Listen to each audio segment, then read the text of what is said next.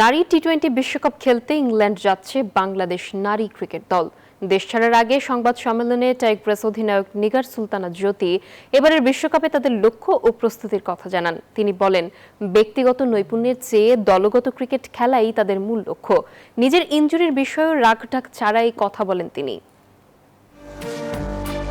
বিশ্বমঞ্চে নিজেদের নতুন করে প্রমাণ করার মিশনে বাংলাদেশ নারী ক্রিকেট দল টি-20 বিশ্বকাপকে সামনে রেখে প্রস্তুতি শেষ করে এখন ইংল্যান্ড যাত্রার অপেক্ষায় টাইগ্রেসরা। হোম অফ ক্রিকেটের সংবাদ সম্মেলনে অধিনায়ক নিগার সুলতানা জ্যোতি জানালেন, এবারের বিশ্বকাপে ব্যক্তিগত নৈপুণ্যের চেয়ে দলগত ক্রিকেট খেলাটাই তাদের মূল লক্ষ্য।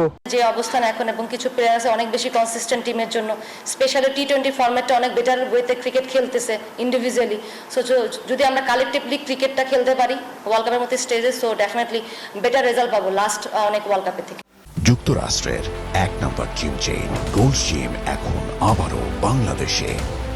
বসুন্ধরা আবাসিক এলাকা ও বসুন্ধরা সিটি শপিং মলে 12 জুন শুরু হতে যাচ্ছে নারী টি-20 বিশ্বকাপ, আর 14 জুন নেদারল্যান্ডসের বিপক্ষে খেলা দিয়ে শুরু হবে টাইগ্রেসদের লড়াই।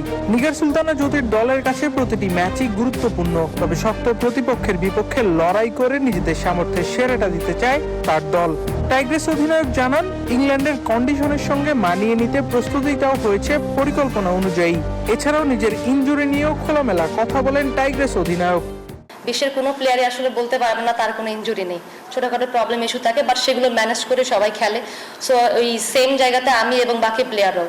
অভিজ্ঞতার পাশাপাশি তরুণ ক্রিকেটারদের নিয়েও আশাবাদী টিম ম্যানেজমেন্ট। বিশ্বকাপের বড় মঞ্চে জ্যোতির দলের লক্ষ্য কেবল অংশগ্রহণ নয়, প্রতিদ্বন্দ্বিতার মধ্য দিয়ে প্রতিপক্ষকে ঘায়েল করা।